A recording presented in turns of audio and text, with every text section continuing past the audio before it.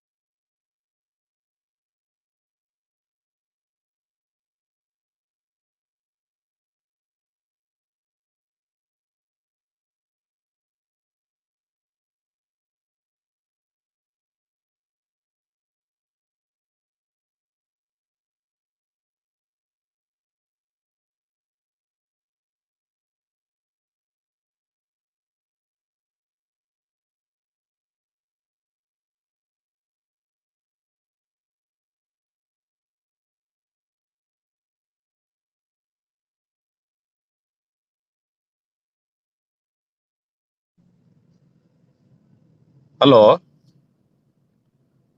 Yes, sir. Manju Prasad. Yeah, Manju Prasad. Sir, ready? I am Start ready. ಮಾಡ್ತೀರಾ ಅಥವಾ ಅಲ್ಲಿ? Yes, sir, ready. You can start. Okay, okay. Yeah, sir. What about principal, sir?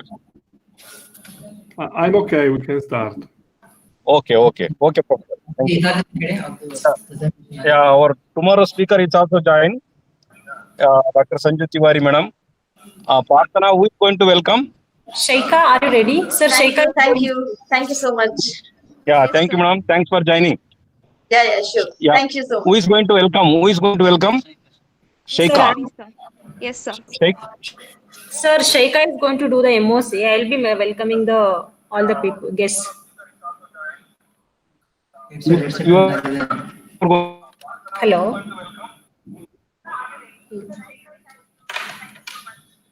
Yeah, yeah. You also welcome Dr. Sanju Tiwari, tomorrow's speaker. Hello. Okay.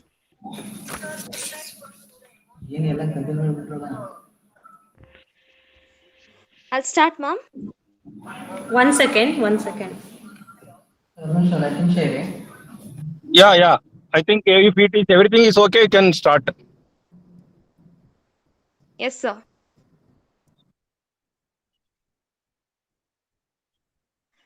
Bill Gates once said, the first rule of any technology used in a business is that automation applied to an efficient operation will magnify the efficiency. The second is that automation applied to an inefficient operation will magnify the inefficiency. A very good afternoon to one and all present here. I, Shaikha Afif, third year Department of Electronics and Telecommunication Engineering, GSSS IEEE, Mysuru, deem it to be my privilege and honor to welcome you all for the 5-day back-to-back IEEE Day webinar series from the 5th to 9th of October 2020. It will be held daily at 3 to 4 p.m. Indian Standard Time. Seeking the blessings of our founder secretary, late Professor B.S. Pandit Sir, a great visionary of this institute, we shall begin today's event. IEEE is the world's largest technical professional organization dedicated to advancing technology for the benefit of humanity. An IEEE student branch provides range of opportunities to the student community and the faculties across streams to network with their peers and provides a strong interface between the academician and industrialist who thrive for technological innovation. IEEE student branch was inaugurated at GSSS IEEE on 29 August 2015. GSSS IEEE student branch has organized many technical and extracurricular activities for the benefit of students. Resource persons have been invited from reputed industries and institutions to act as jury members for the events organized. IEEE student members are encouraged to volunteer in organizing such events, and they are motivated to participate in various seminars, workshops, conferences, and societal activities. IEEE student branch GSSS IEEE has received Outstanding Medium Student Branches Award in recognition of outstanding contribution during the year 2019. IEEE Day was celebrated the first time in history when engineers worldwide and IEEE members gathered to share their technical ideas in 1884. Worldwide celebrations demonstrate the ways thousands of IEEE members in local communities join together to collaborate on ideas that leverage technology for a better tomorrow. Now engraved in its essence, the IEEE Day's theme is leveraging technology for a better tomorrow. While the world benefits from what's new, IEEE focuses on what's next. IEEE Day is celebrated on the first Tuesday of October. Accordingly, IEEE Day will be celebrated on Tuesday, the 6th of October, 2020. With this, I now request Mrs. Nayana CG, Assistant Professor, Department of Electronics and Telecommunication Engineering, GSSS IEEE Mysore, to welcome the dignitaries. Thank you, Shaika. A very good afternoon, everyone. Myself, Nayana CG, Assistant Professor, Department of Telecommunication Engineering, GSSS IEEE, Mysuru. It is my great pleasure and honor to welcome you all for the 5-day back-to-back IEEE Day webinar series from 5th to 9th October 2020, daily from 3 to 4 p.m., organized by GSSS Institute of Engineering and Technology for Women, Mysuru, under IEEE Student Branch and IEEE Affinity Group, in association with IEEE Bangalore Section and IEEE Circuits and Systems Society Bangalore Chapter. Before proceeding further, we shall seek the blessings of our founder secretary, late Professor B.S. Pandit sir.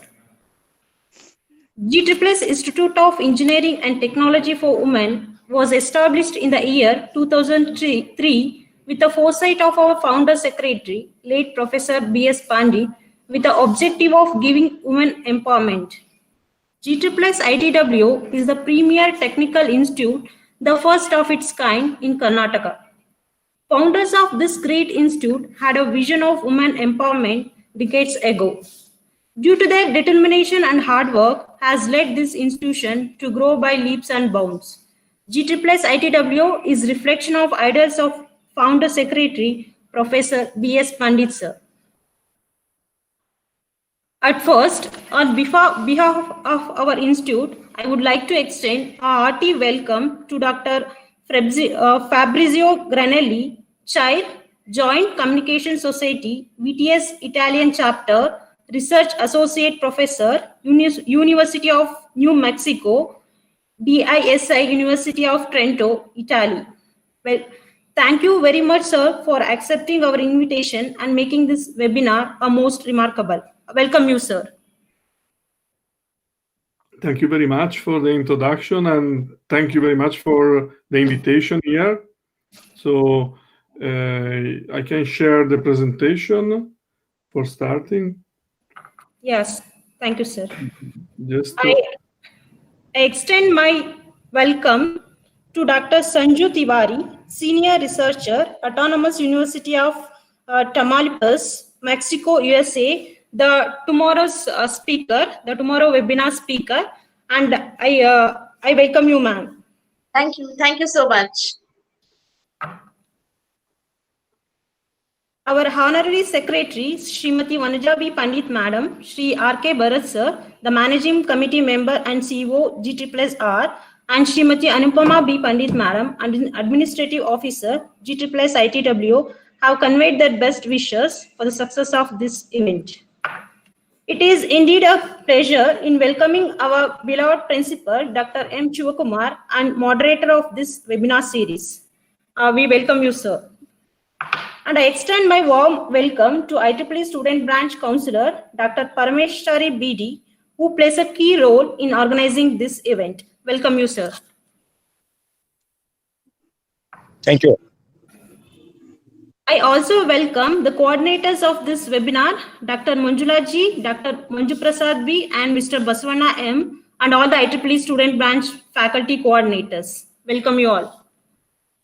Last but not the least, I would like to welcome all the participants from various organizations across India for this webinar. I'm sure that this webinar will give significant input for your career. I extend a hearty welcome to all the faculty members of GSSS ITW to this webinar. A hearty welcome to each one of this webinar. Thank you. Thank you, ma'am. I request all the participants to switch on their camera for a group picture.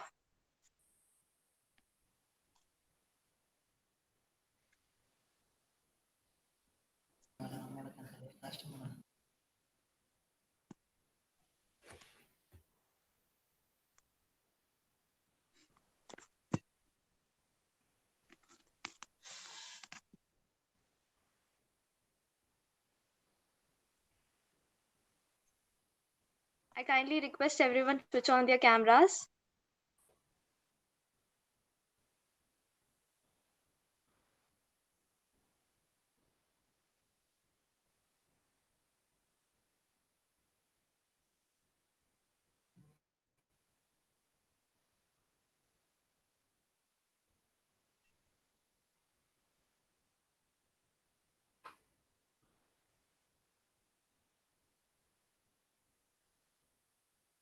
Yeah, Sheikha, you can proceed. Thank you all. Now, I request Ms. Prarthana MR, student of GSSS ITW Mysore, to introduce our today's speaker, Dr. Fabrizio Granelli, who is going to speak on the topic Softwarization and Virtualization in 5G and beyond. Thank you so much, Shaikha. A very good afternoon to everyone present here. This is Prarthana MR, third year student of Telecommunication Engineering, GSSS ITW Mysore. Would like to welcome everyone to today's webinar.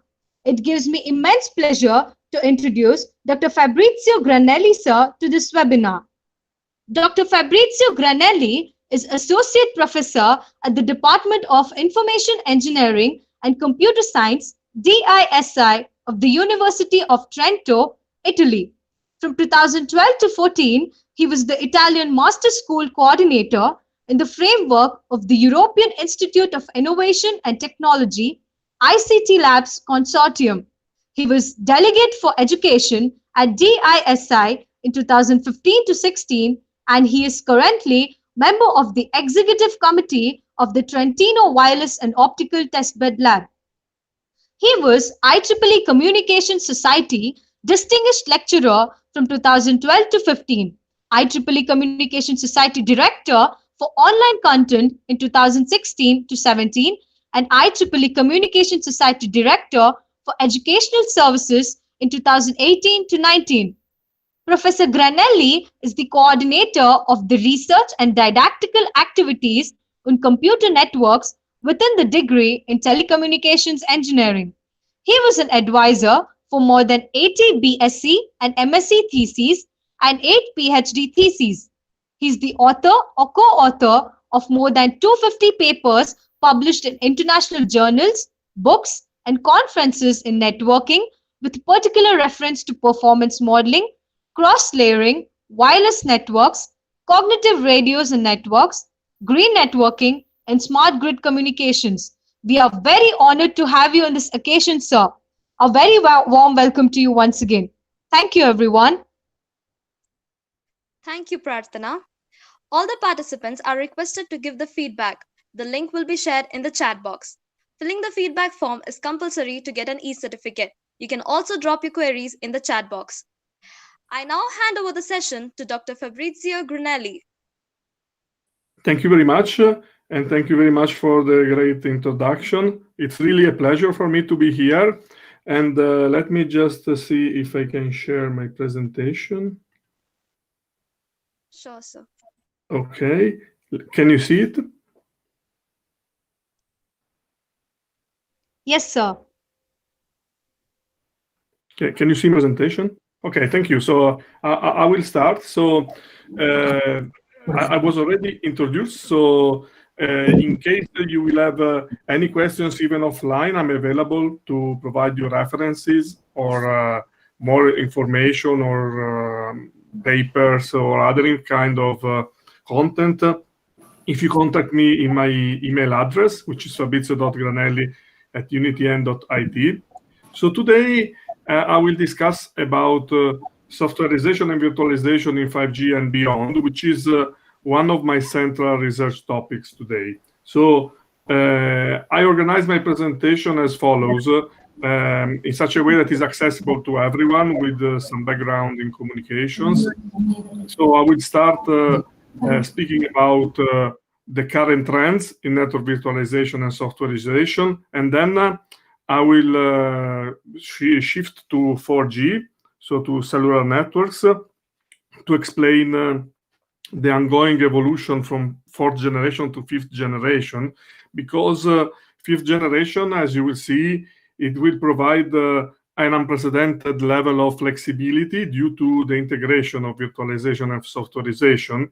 And therefore, I will complete my webinar by trying to outline some of the potential of 5G in the future. And of course, at the end, I will leave some time for question and answers. So first of all, I would like to discuss about two concepts. Of course, I will go relatively fast, but just to provide you the basics, I would like to, first of all, introduce what I mean by software-defined networking, which is a new technology that provides a change in the paradigm to design the internet, because in software-defined networking, basically, instead of merging control plane and data plane functionalities in the node of the network, we detach the controller as a centralized entity to manage and configure the whole network. So basically, what SDN achieves is a separation between control plane and data plane. And in this way, what happens is that the node of the network become simple switches that only need to forward the packets, while the whole logic is centralized in a controller. In order for the controller to interact with the switches, we need a control protocol. And in the typical case, this is the so-called open flow protocol, which has the duty to enable the controller to program the underlying switching infrastructure. The name software-defined networking depends from the fact that by programming the controller, now we can, via software, modify the behavior of the network as a whole. So I will use the acronym SDN in the following slides. Just to recap the SDN paradigm, on the left side, you can see how a traditional network is built, where each node controls both the data plane, provides the data plane functionality as well as control plane functionalities. And this is how the typical router in the internet is built. While on the right, you can see the SDN concept, where you still have the same devices that are here in red, but they only have data plane functionalities. So the switches are dumb and fast, so because they are dedicated only to do switching, while the intelligence is detached somewhere in a control plane functionality that typically is called controller, where the intelligence and the reconfigurability of your system lies. Of course, we need additional interfaces, as we mentioned, for example, OpenFlow, that enable the control plane, the controller, to interact with the data plane. In this perspective, the structure of the network becomes the one that you can see in this figure, where we have practically 3 layers that allow SDN to exploit its full potential. As you see in this diagram, the lowest part is just the hardware. So we have the switches that build our network topology. On top of the switches, we have the orange part, which is the SDN controller. Sometimes this is also called network operating system. And then on top of the controller, we have applications. What is interesting is to note that the controller has 2 kinds of interfaces. A southbound interface, that is the interface to the switching hardware. And this is where typically we have OpenFlow, for example, while it has also a northbound interface towards the apps that enable the applications to interact with the network. So what happens is that when we implement SDN in a network, we achieve hardware forwarding abstraction, since regardless of the hardware details, the switches have a common interface. In our example, it will be OpenFlow. And this enables to have abstraction, because we don't need to know the details of the hardware, but still we can program it in a generic manner.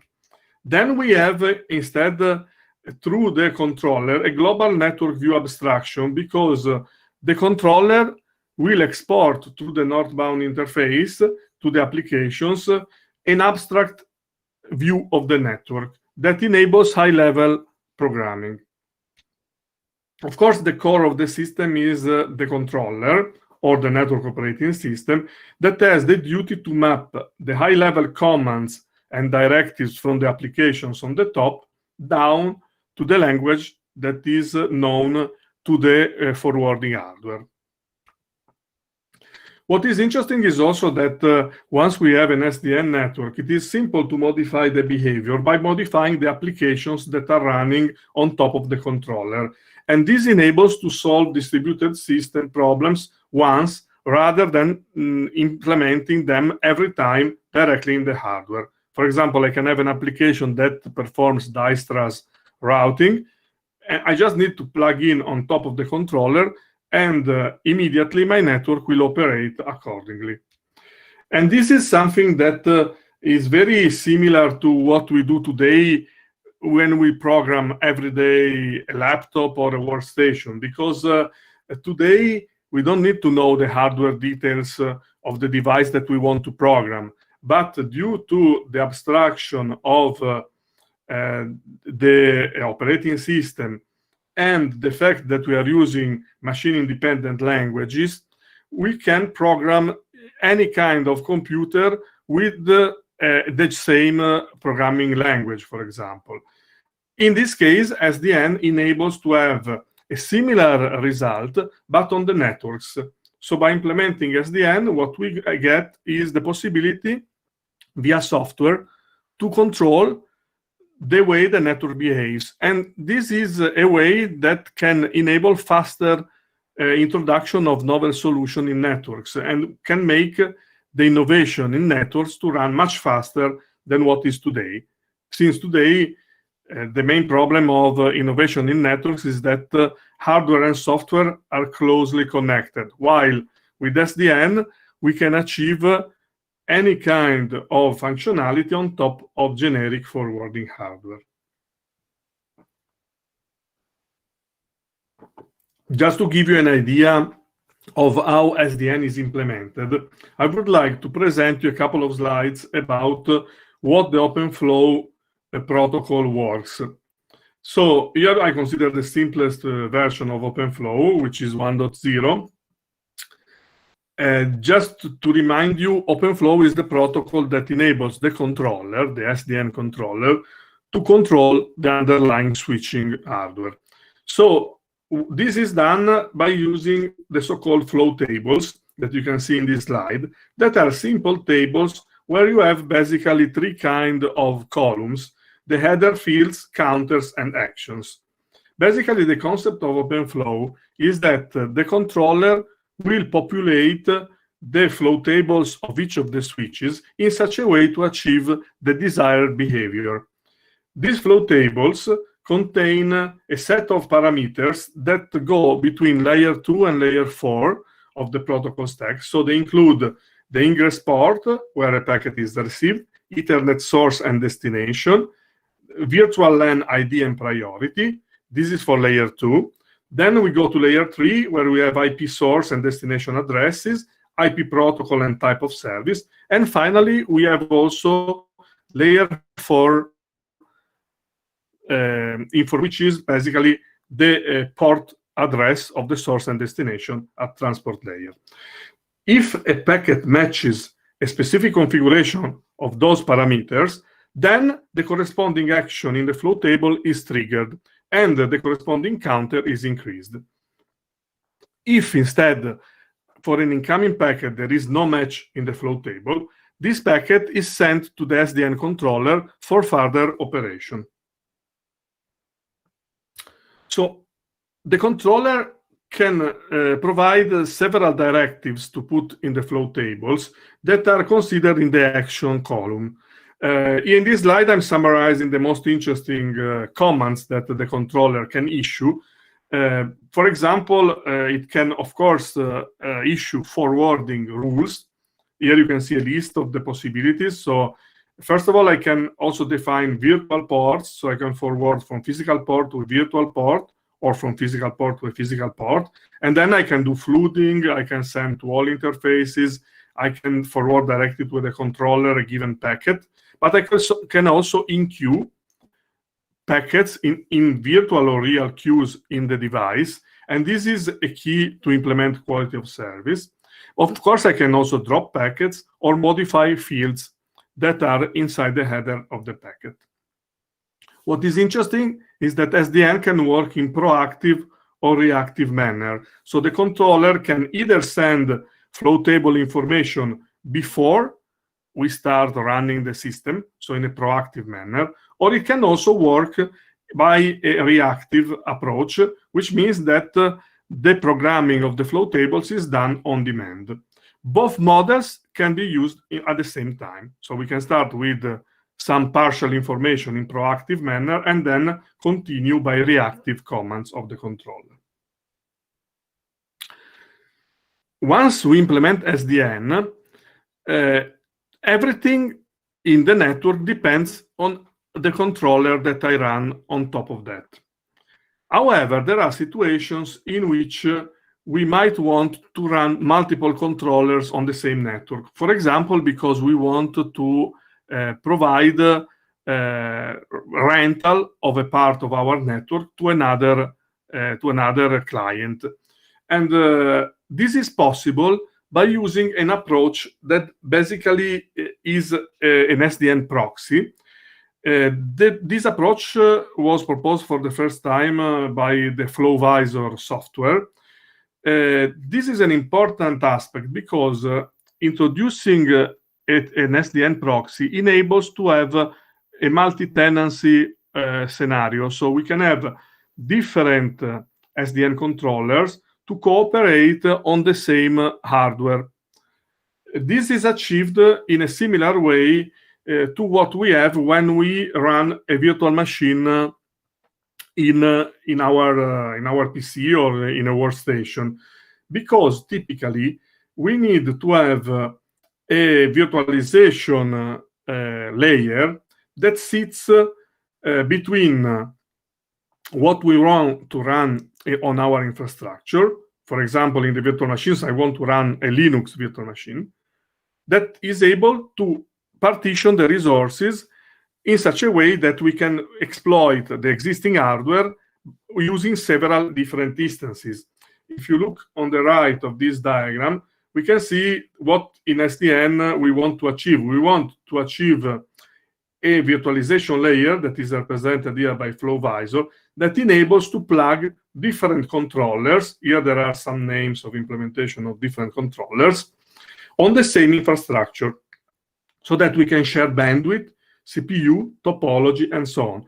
This will be a very important aspect because I will recall it at the end of the presentation, and it could be also implemented in 5G, for example, for building network slices. So how does this work? Basically, you need to add this intermediate layer of virtualization between the controller that are here on the top and the operating hardware that are on the bottom of this slide. So basically what happens is that this intermediate layer will virtualize the existing hardware infrastructure by allowing only the legacy controllers to interact according to policies to the hardware, so that each controller can also impact on a given set of functionalities and on a given subset of hardware, so that the FlowVisor will grant that different controllers will not interfere with each other. Moreover, the same functionality will be offered from bottom to the top. So it will enable only the proper hardware to interact with the corresponding controllers. So for example, we can have a switch that wants to speak with Alice controller. This will be checked by FlowVisor against the slice policies related to the Alice controller. So by introducing FlowVisor, what we achieve is that we can generate different virtual networks that are separated in terms of what is called flow space, and each of these subsets of the hardware of our network will be managed completely by one of the corresponding controllers. I'm using always the OpenFlow example to describe SDN. However, the same concept can also be implemented in other ways. Actually, I don't have time to go into that, but the same thing can be achieved by implementing ONOS, which is a distributed SDN control plane for bigger networks. Or, for example, we can use P4, which is a high-level programming language that can be used for programming the behavior of switches. Or, for example, there is a request for comment from Internet Engineering Task Force, which is to implement SDN using segment routing. What I mean by this slide is that it is not yet sure which will be the approach to implement SDN, but there are several ways to implement the similar functionalities. The other concept that I would like to introduce here is network function virtualization. Network function virtualization is something that is complementary to SDN, but in this case, what we are interested into is to detach hardware from software functionalities. Here I just quote the definition by Wikipedia, but to be more clear, what we mean by network function virtualization is that while in the classical model, typically you build the network buying specific hardware, for example, a firewall, in the network function virtualization concept, instead, we want to detach the firewall software appliance, which is the software functionality that generates the firewall functionality, from the hardware, so that we can run the same service on commodity hardware, or let's say in a data center, for example. This is done because it enables, again, a faster loop of innovation in the network. Because if we do this sort of virtualization in the best way, we go from the days that are needed to buy new equipment to seconds in deploying new services. You will see later that network function virtualization and SDN are two different things, but they are complementary. So if they are used together, they allow us to have a very interesting design paradigm for next generation networks. However, to build a network function virtualization environment, we need a lot of stuff. So we need a network function that we want to virtualize, or a set of network functions, for example, firewalls, NAT, load balancers, and so on. Then we need to define the so-called service chain. So we need a virtualized network function forwarding graph that explains which is the sequence of operation of the different functions. But also we need an infrastructure to run these virtual network functions onto. And also we need the so-called management and orchestration functionality. So we need a set of softwares that enable the orchestration of physical and software resources in such a way to implement the virtual network functions. So we need a much more complex environment than in SDN. And this is more similar to what we have typically in a data center. So we need something like you see in this figure, which I took from the Open Network Function Virtualization Consortium. In this case, you see that we need hardware resources, of course, at the bottom of this diagram. Then we need a virtualization layer that enables us to build the network function virtualization infrastructure with virtual computing, virtual storage, and virtual network resources. And then we need the logic to harmonize everything. So we need a virtualized infrastructure manager to control the virtualization. Then we need the VNF manager, which is the virtual network function manager, to decide how to manage the virtual functions. And finally, an orchestrator that orchestrates everything together. So it provides to each network function the proper set of virtual resources that are necessary to run it properly. And also it will enable that those virtual functions can be effectively implemented on the available hardware. Today we have a lot of virtualized functionalities. For example, we can have SDN to virtualize the network hardware into the network, into virtual networks. Like Open Daylight is an Open SDN controller. Open vSwitch instead is an example of network function virtualization because it's a software implementation of an OpenFlow switch. For hardware, we can use Chef, for example. For virtualization of the computing hardware, we can use KVM, a lot of Linux packages, libvirt, or even VirtualBox if we want, or other kind of similar software. So at the end of the day, what I wanted to introduce is the fact that today everything is virtualized. So today computational resources are virtualized, network resources and network topologies can be virtualized, storage can be virtualized. So in the future, the networks will be much more similar to today's data centers. So we'll have a set of virtual resources that we can allocate on demand based on the application requirements. Let me now go to my implementing scenario, which is the mobile network. So how do we implement SDN and NFV in modern mobile networks? The reference here is the 4th generation that was already on the market by almost 10 years. In this case, LTE, which is the long-term evolution of UMTS, represents the 4th generation. I wanted just to remind you which is the structure of LTE very briefly. So we have the leftmost part is the radio access network, the user equipment to the base stations that are called E node B. And then we have the packet core. In LTE, the core of the network is called evolved packet core. And the different nodes in this network provide different functionalities. So we have MME, which is the key control node that is responsible for managing the user equipment connections. Then we have the service gateway that routes and forwards user data packet. And then we have packet gateway that provide access to the outside world, for example, to the internet. Of course, we have also a central database of the users that is called home subscriber service, and then the authentication center. What will happen when we go in the modern cellular network? Modern cellular network will be implemented on the basis of 5G.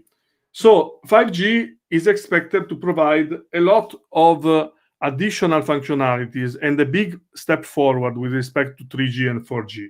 Because as you can see in this diagram, it is expected to increase the 4G performance, that is this deep blue part, in all directions. So 5G will have a much higher mobile data volume per square kilometer, smaller end-to-end latency, higher reliability, smaller deployment time, higher energy efficiency, massive number of devices, up to 1 million per square kilometer, higher mobility, and higher peak data rate, which makes it very impressive. So how do we achieve these goals? The problem is that those goals are too variable. They are too many, and they go on opposite directions.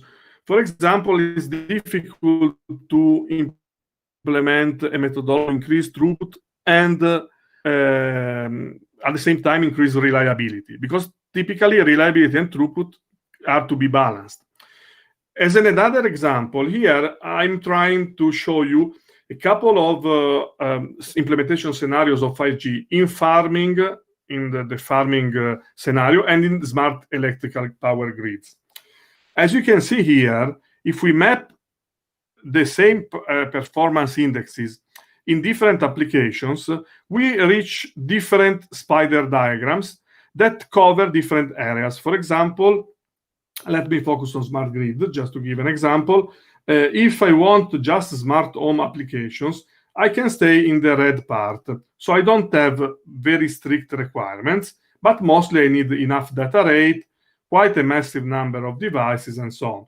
But if I want to implement, using the same network, automatic fault detection, so that I save people lives because I can counteract shortcuts or short circuits or similar problems, I need much higher computing power, very short latency, because this will be the key point, high resilience, and I will have a different pattern. What I want to convey with this couple of diagrams is to show that if we want to continue with the 4G design into 5G, we have the problem that we cannot continue anymore with the monolithic design that we used up to 4G. 4G was built in such a way to satisfy all the requirements at the same time. So it was built to cover all the requirements in the worst possible case at the same time. This made the infrastructure extremely costly because you don't need all the performance parameters at their top at all time. So how can we break this monolithic design? And this is what 5G is trying to do. The basic concept is related to another application, if you want, to SDN and NFV, that is called network slicing. Basically, the idea of network slicing is that we can partition the available resources in a network into subsets, like you can see here in the middle part of this diagram, so that we have multiple logical self-contained networks that are built and they are configured in such a way to support specific business demands. So the concept is that on top of a general networking infrastructure, we build sub-networks, virtual networks, that are customized for the specific applications, so that each of those slices can be optimized for a specific application. Okay, if you recall what I was discussing about, for example, before the smart grid, we can have a specific slice for home automation and another slice for fault detection, so that it's simpler to optimize a separate slice for a very specific application. This is doable only if we implement SDN and NFV, because we need to achieve a level of virtualization of the available resources that can allow us to put together in the different slices a part of bandwidth, topology, map the corresponding traffic, but also CPU and storage capacity. So the vision in modern mobile networks, including 5G, is that the network will be capable of building network slices depending on the applications. And in this slide, you can see an example of network slicing at work. In this example, you can see different 5G network slices that are dedicated. The network slice 1 is dedicated to mobile broadband, for example. Network slice 2 is related to mobility and device-to-device communications. Slice 3 is dedicated to, for example, let's say critical application, health, energy, and so on. This is possible by including SDN, being able to deploy virtual network functions to the different layers in the different slices. And of course, this will enable to have different slices with very different performance metrics. For example, we can have mobile edge computing services in the case of automated vehicle fleets of vehicle management. We can have instead distributed caching when we want mobile broadband and so on. So this will be implementable, hopefully, in 5G. This is achieved by defining a new architecture for the core of the network. This is called the 5G service-based architecture that you can see in this diagram, which basically operates on top of the physical infrastructure. So in the bottom of this diagram, you can see the user equipment, again, the radio access network, where you have the base stations, and then the core of the network, where you have the nodes of the network that are called user plane functions. And then the N is the external network. On top of this, we will have a set of functionalities that are network functions themselves that constitute the service-based architecture of 5G. This service-based architecture will be accessible through service-based interfaces that are these ellipses that are associated to each of these functionalities. If you're interested in knowing what those blocks do, today I don't have the time, but here you have the list of the functionalities. The most interesting functions are the network repository function that is here, NRF, which is the repository that is a database that knows where are the other network functions implemented and which kind of services they produce. So that, for example, external bodies can provide additional extensions to the 5G infrastructure by registering themselves in the network repository function, so that they can be known and reachable by the other functions of 5G.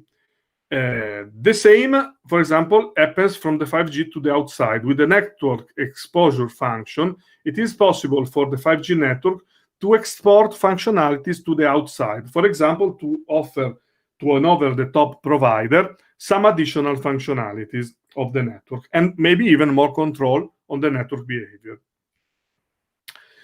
Once we implement this softwarization, we can achieve much bigger flexibility in our structure, because we can reprogram our network as we want. For example, we could virtualize even the base station functionality, so that we can have multiple operators to run on the same base station. This is the so-called base station virtualization. We will see also later on that this can provide a lot of advantages, because it can allow the owner of the infrastructure to still have full control on how the different tenants will operate on its own base station. Moreover, from the user perspective, this will allow a single user equipment to interact with the network by requesting services that will be associated to different network slices.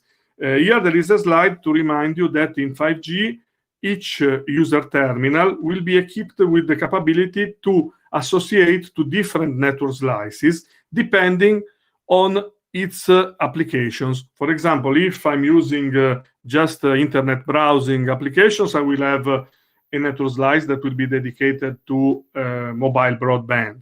But if I'm using my, for example, my cell phone in order to have a bank transaction, probably I will have a separate network slice with higher security levels.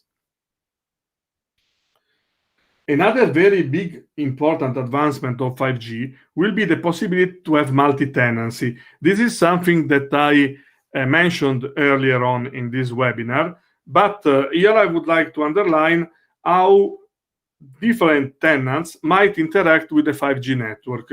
As you see in this diagram, there are several over-the-top operators that are clustered here in tenant A and tenant B that will be able to interact with the network infrastructure through the service capability exposure function, okay? This is the network exposure function in the 5G service-based architecture. Why will we need this interface? Because 5G will operate a network slice broker that will enable the tenants to request specific slices of the underlying hardware infrastructure, so that each tenant will have its own section, its own slice of the 5G network, and it will be capable of deploying services directly inside the 5G network. This will make a lot of solutions implementable in practice. For example, low latency communications is something that today 4G cannot offer. 5G will be capable of offering this, for example, for artificial reality or augmented reality. It will be able to offer this kind of low latency services by enabling the services to deploy specific parts of software inside the 5G network, for example, very near to the base station to reduce the latency. Another important aspect that will impact us also on the deployment of 5G will be the concept of Cloud RAN.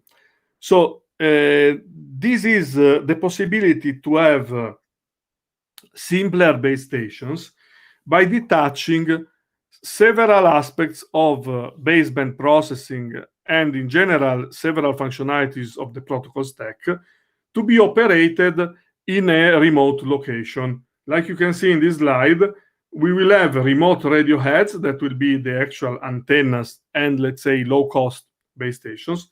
and we will be able to have all the other kind of operative software somewhere detached, connected to front-haul connections. This is something that it's already being experimented a little in 4G, because in 4G it's possible to detach the antenna from the actual processing part by some tens of kilometers. But we can even go beyond this, and we can achieve the actual Cloud Run scenario, which is what you can see in this slide. Some people call it also Open Radio Access Network, because Open Radio Access Network is also a consortium that is studying these problems. In 5G, the capability of softwarization and virtualization that will be embedded in the standard will enable to have different options in splitting the functionalities between the radio side, so between the actual antenna side, and a nearby edge cloud repository. Here you can see that we have a lot of options, because typically the base station in 4G is a very complex operating system, and it includes at least the first 3 layers of the protocol stack. As a consequence, we can split at different layers. What 5G will probably implement will be the so-called high layer split, where we split in the position in the middle of layer 2. So we'll have some MAC functionalities nearby the radio side, and other functionalities of resource allocation and networking functionalities moved to the edge cloud. This will come with a requirement in the connectivity between the radio side and the edge cloud, which is described by 10 gigabit per second and 5 milliseconds of latency.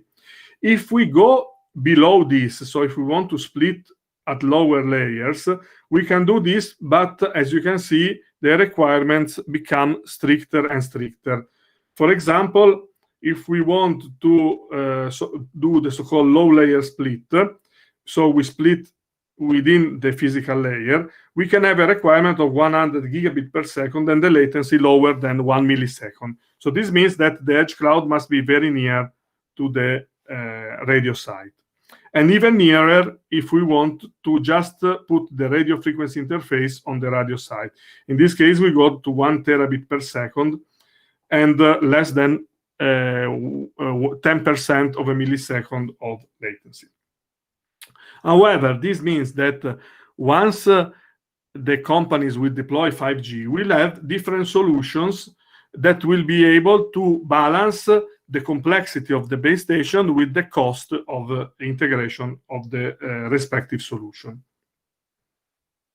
So, running to the conclusions, what I wanted to present in this webinar was that there is a specific trend in the implementation of modern networks that is introducing progressively the concept of software-defined networking and virtual network functions that, if implemented jointly, can allow an unprecedented level of flexibility in addressing the service requirements.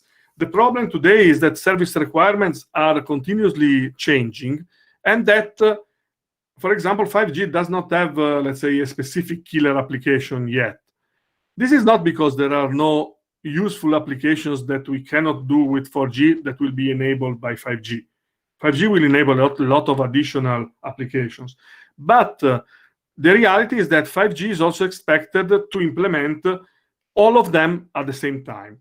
And this cannot be done by using the monolithic approach that we used until 4G design. But we need a more flexible scenario. This is what the 5G service-based architecture intends to open. So once the 5G service-based architecture will be implemented, we will have a mobile network that is very flexible, built on network slices, so capable of adapting a subset of its resources to specific services, and also open to the services. So we'll have a network that is also programmable from the over-the-top providers. However, this does not mean that everything is done, but there are a lot of aspects that needs to be analyzed yet. For example, in the introduction to this webinar, I heard a lot of emphasis in the automation aspect. This service-based architecture of 5G is a specific tool that will be very relevant to implement network automation techniques to automate, for example, the generation of proper network slices and the overall management of the 5G infrastructure. So to close, what I would like to underline that this is a very interesting topic.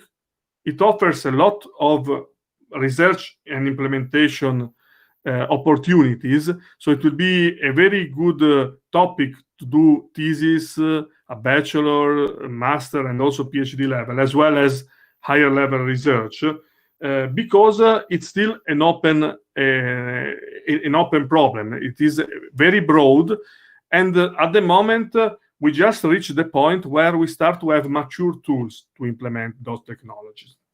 So I would like just to close telling that if you want to know more, of course, I will be available as we close this presentation to answer to some of your questions.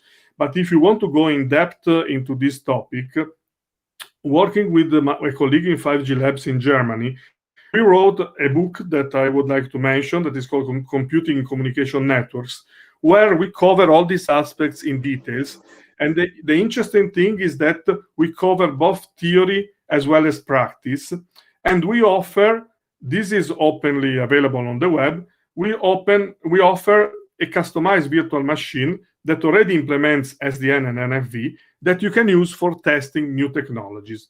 And we already offer examples of how you can implement slicing in networks, network coding, the introduction of machine learning in networks, mobile edge cloud, and so on.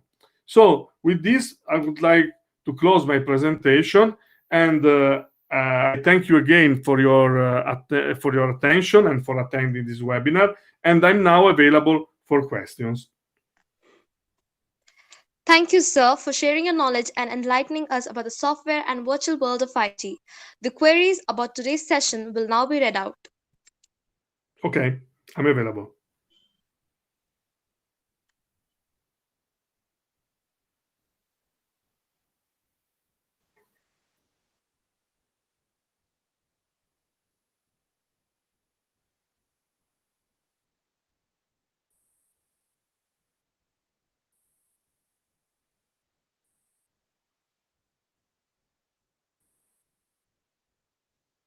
So should I read them from the chat?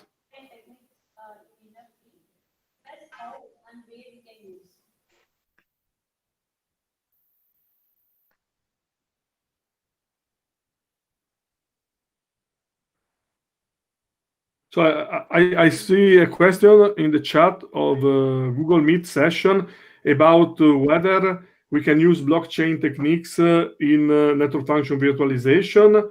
Yes, this can be an interesting subject to merge virtual network functions with blockchain.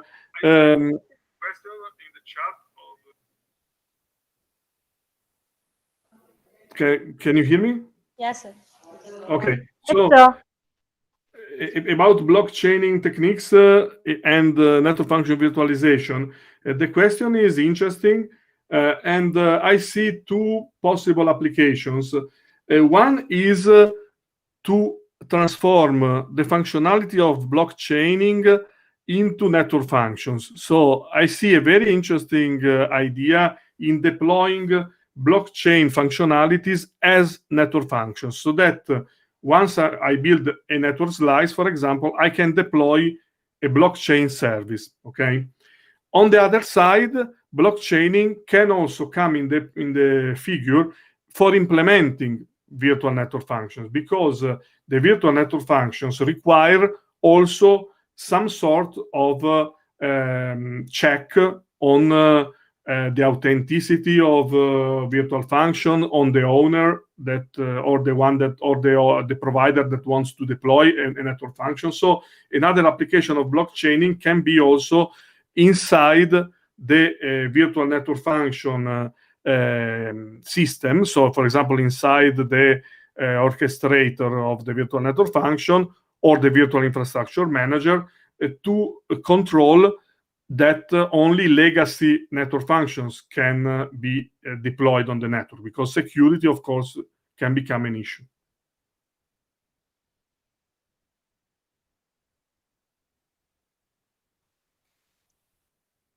Thank you, sir. One more question. What is the role of cloud in 5G? Okay, yes, it's very, the role of cloud in 5G, again, we'll have two possible directions, in my opinion. I would like to start with the fact that all big cloud companies are interested a lot in 5G, because 5G, with the service-based architecture, basically is deploying across a network the same technologies or similar technologies that used to be implemented in a data center, in the cloud up to now. So I see, again, two perspectives. One is that the cloud will have a very central role in 5G because of its technologies. Because at the end, the way we will manage the network and the network slices and the interaction with the external providers will be based on cloud technologies, for example, OpenStack or these technologies. So it's an important know-how that will need to be integrated in 5G. On the other side, the cloud providers are interested in interact with the 5G network because of the potential advantages to deploy services in the so-called edge cloud. So today, the big cloud providers, they typically own data centers and they own a content distribution network. However, the content distribution network, sometimes it's not enough for some services. For example, if the cloud operators want to provide services for low latency, they need to deploy some services using cloud technologies, but inside the network of the mobile operator. And this will be done typically through the 5G service-based architecture. So it will be enabled by the 5G service-based architecture. So I see another question, if there is any particular simulation tool particularly available for testing SDN. So about tools for SDN, there are, of course, just a software that is called Mininet, that is available at the website mininet.org. It is actually a network emulator that allows you to study the interaction between controllers and OpenFlow switches. So basically, Mininet is based on OpenFlow technology. This will enable you to study some of these aspects. For example, I was mentioning the virtual machine that we built for our book is based on a variant of Mininet implementation with additional features. And this leads me to the other question that I see. If there's 5G network function virtualization for ITS applications, let's say, implementation that you can use for ITS applications, for transport system applications. But what you can do is there is an openly available implementation of 4G that is now being translated to 5G, that is called Open Air Interface. Open Air Interface is actually a working software. So it's a completely software implementation of 4G that now is also implementing 5G, that enables you to build a real network, even though in software manner. And I see that typically people that are experimenting with 5G, most likely they use Open Air Interface to build a test bed, and then they deploy the virtual network functions inside this environment.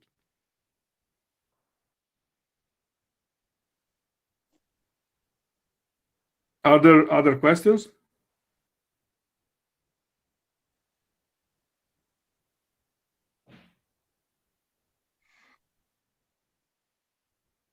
Sir, Yes. yeah, that's it, sir. Okay, sir. Thank you for answering all the queries. All the participants are requested to give the feedback. The link has been shared in the chat box. Filling the feedback form is compulsory to get an e-certificate.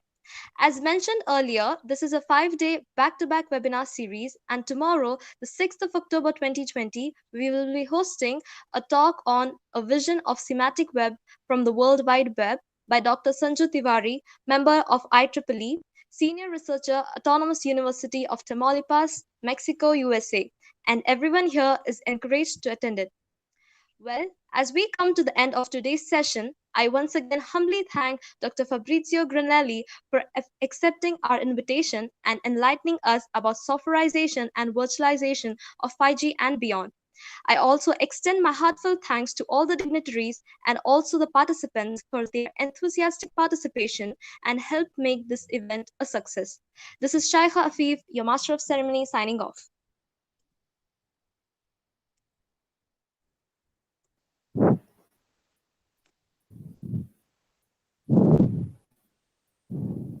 Thank you all, and bye-bye. Thank you, sir. Thank you, sir.